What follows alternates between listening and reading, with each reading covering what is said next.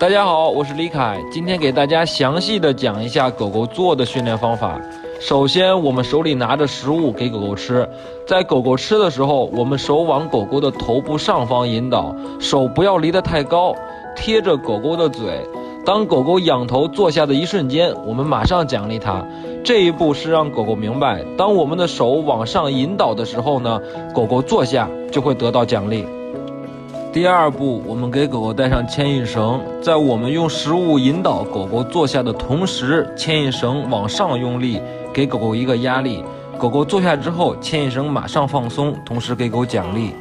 这一步呢，是让狗狗明白，当牵引绳往上提的时候，就是让它坐下。下完坐的口令，狗狗如果不坐，我们的牵引绳往上提，狗狗受到压力呢，就会坐下，然后我们奖励它。让狗狗明白，听到坐的口令，坐下会得到奖励，如果不坐呢，就会有压力，一定要坐下才可以。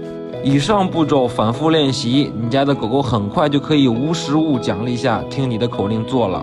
大家学会了吗？